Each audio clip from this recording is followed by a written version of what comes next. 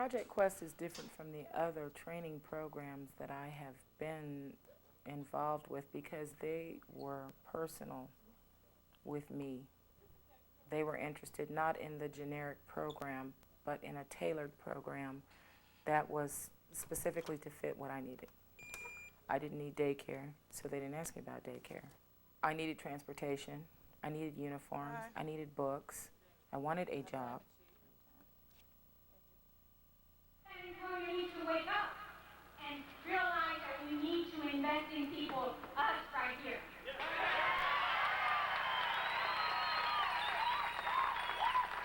Who is here tonight? Who else is here tonight? We're united for them to listen to us of our needs. We need for them to invest in us. The cops here?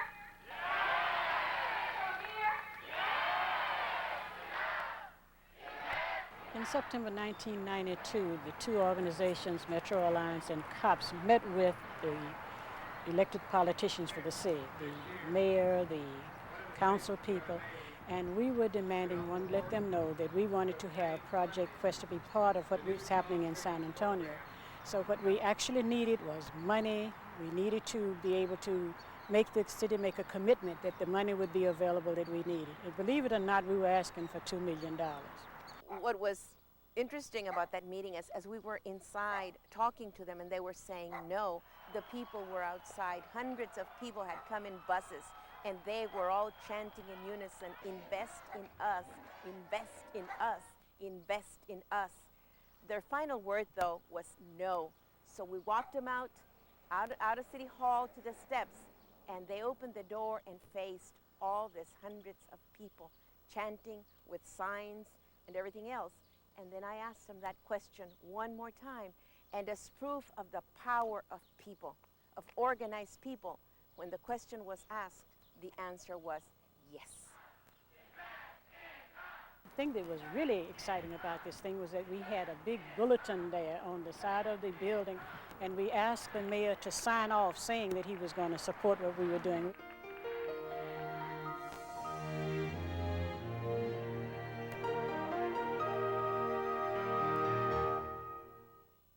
This was a place that really was a wake-up call to the fact that unemployment and underemployment had reached a critical point in San Antonio, and particularly for our families. We found that jobs had been leaving San Antonio gradually, and it hadn't really been until the Levi plant closing that really our community became much more awake to what was really happening. Essentially, in San Antonio, in the 1980s, we lost about 25,000 jobs, and primarily that was in the low-skill, light manufacturing jobs, which actually paid relatively decent wages for our folks. There was almost an equal gain in jobs, but it was in the hotel and restaurant industry and the service economy, which unfortunately paid lower wages and often was very seasonal. The importance of job training became very crucial. We knew that without adequate training and the development of substantial skills, that people would find themselves locked into a low-wage, low-skilled, and basically no future. Well, COPS is an organization which was put together by the Industrial Areas Foundation, and basically its purpose is to enable ordinary people, primarily poor and working people, to be effective in dealing with public issues which affect their families, schools, workplace, etc. It was put together back in 1974 through a process of individual meetings, small group meetings, and small actions that people did around park issues, drainage projects, flooding problems, all kinds of questions which had to do with the quality of life in inner city San Antonio areas. Metro Alliance is similar to COPS. There was a need for Project Quest because of this change that took place in the labor market in San Antonio. As a result of this situation, the COPS and Metro Alliance leaders did research actions. We did analysis, talked to people like former Secretary of Labor Ray Marshall, talked to people like Lester Thoreau, talked to people like Norton Grubb, talked to people like Frank Levy from the Massachusetts Institute of Technology, famous labor economist, who began to teach them how to think about labor markets, met with people like Bill Grider, who helped them understand the changes that are taking place in the global marketplace. But also real important is the role of the organizations, COPS and Metro Alliance. And without them, it doesn't work. It becomes just another project. And so I think The main reason that Project Quest is different from most job training programs is because of its thoroughness and its comprehensive approach to the problem. And what COPS and the Metro Alliance brought to that was a deep understanding of the community. They did things that ordinary employment agencies have difficulty doing, and that is penetrate the community, get the confidence of the community, and use community people to help operate the project. one of the most important requisites of developing a successful organization like COPS or Metro Alliance is what we call the Iron Rule. Okay, the Iron Rule is never ever do for anyone what he or she can do for themselves. The Iron Rule provides dignity, self-respect, and ownership. The COPS and Metro leaders first started looking at job training. We really had no idea as to which way to go or what was possible. So that's where we started off our research. First of all, looking at what was available through JTPA, listening to our people through the House meetings to determine what was the problem. Good morning. So I think that the House meetings and the one-on-ones that we did were the things that put this program over. They let people talk, they let people express their concerns, they let people themselves come to a conclusion. We didn't just say we want it. The people were saying we want a program that will satisfy our needs. We want a program that will pay us better salaries. We want a program where we will be a part of the economic growth in San Antonio. Most importantly, we went to the employers and we said, what would you do if you wanted to train one of your employees?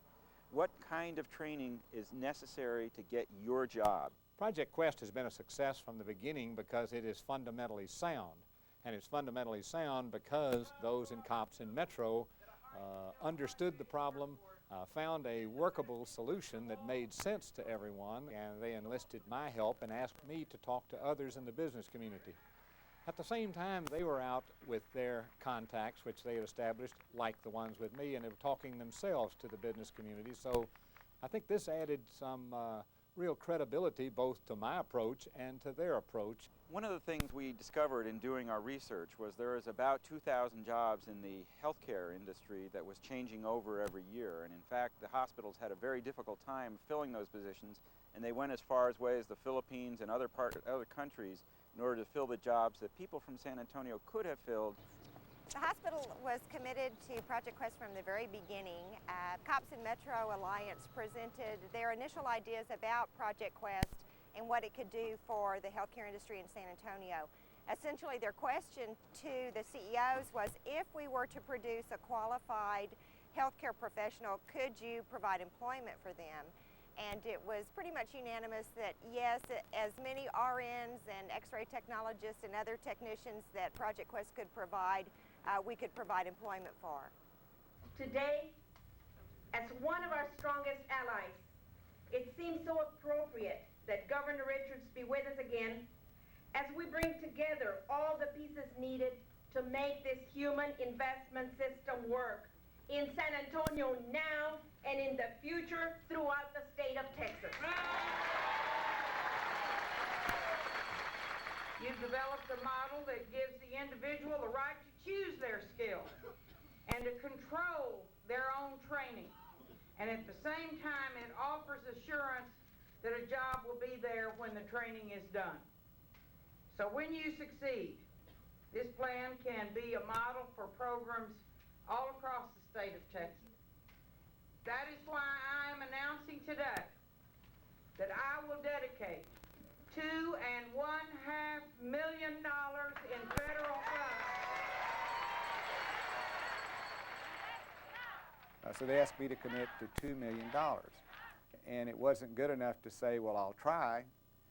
So I knew when I went out there, along with the governor, when she was committing $2.5 million, and if I said we were going to commit $2 million, that meant I had to deliver the votes. We're going to make this work. We're going to be the leaders in the nation, and COPS and Metro are the ones that made it come about. Thank you so very much. The Project Quest would not have ever happened had not COPS and Metro made that their key issue. They looked at it as an economic development issue through training people to upgrade their skills for better paying jobs. They brought the pressure. They created the little tension in the community. Timing in the whole Project Quest was very important. A number of elements had to come together. The business community had to come together, and I called on 20 different businesses along with COPS and Metro members. The governor had to be at the table, and we had to be at the table. And what Project Quest did was provide a vehicle for creating a different kind of system, which would be jobs-based. That is, the jobs would be there up front, number one. Number two, it had an organic relationship to the community. COPS and Metro Alliance leaders did the initial intake interviews, okay, and are doing follow-up work with the people in the system. Number three, there was a provision for long-term training, okay, which is real important. Project Quest provides training of a year or better. Number four, there were support payments for things like child care and other things which are an absolute necessity if you're going to ask people to go through training which lasts a year or better. There has to be this one-stop shopping dimension so that there isn't the kind of fragmentation, okay, of services that it used to exist, that there has to be some organized system where a person can go one place and get all of his or her needs taken care of from the beginning. And they will let you know when your appointment. As part of Project Quest, we set up interview teams in many of our different parishes throughout the city. And one of the things that we wanted to make very clear to those people that were coming in for interviews was that this was not just some kind of training. It was going to require 2 years of their lives. It was going to require sacrifice on their part. So if they were looking at some kind of job training just to get some kind of a job, this was not for them.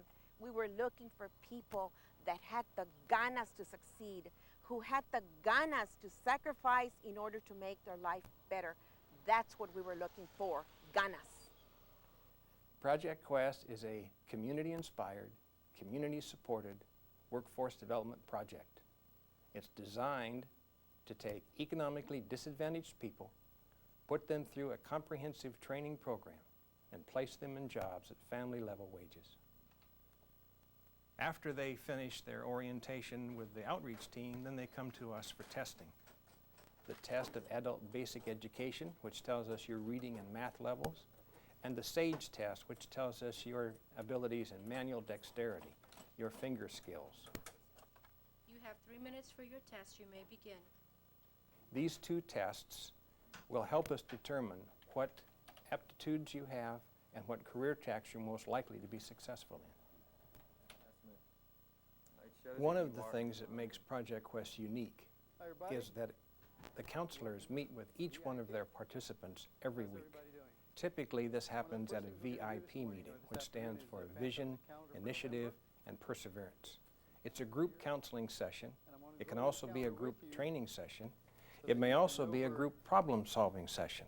But nonetheless, it gives the counselor an opportunity to see each one of his participants, deal with their problems or issues if they need them, and give them the reassurance and moral support they need to continue for the next week of their training. Because that stress is going to be there. These things are going to be there. The bills and the kids and all of that's going to be there. It's not a matter of, you're not going to get rid of those by doing this relaxation. One of the keys to our success in Project Quest is the comprehensive support package that results from budgeting and careful planning between the counselor and the participant, so we can anticipate needs and overcome possible barriers that may get in the way of their training a year or 2 years from now. Family, okay. One of the reasons our participants have been unable to attain education on their own is because they've had certain financial barriers and they've been unable to overcome them.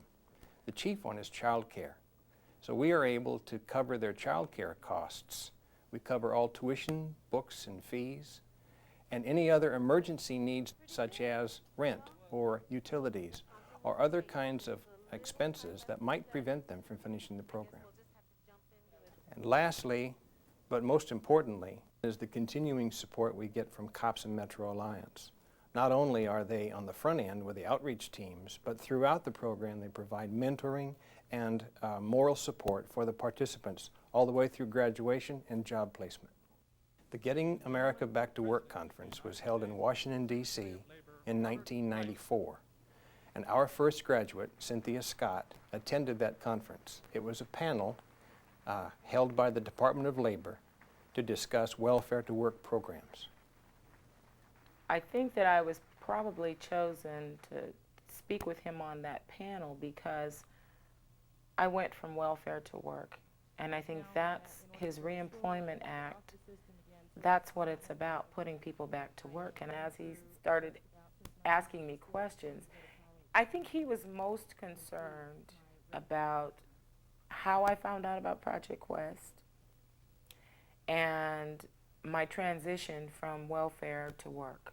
I'm interested in finding out one more time just how you heard about this Project Quest. No one in the AFDC program told you about it? No, sir, and they made it, I want to say this, and I'll be frank, they made it very difficult for me to continue with Project Quest and stay on AFDC. Finding out about Project Quest was not through anyone. I did not find out about it through jobs. I did not find out about it through any other organization other than the community level Metro Alliance and COPS organizations in San Antonio. The reason I spent quite a bit of time in your hometown, and I'm familiar with the COPS organization. I hope I got this point across to him that you need to stay in touch with community people because those are the people who are going to give you your best information.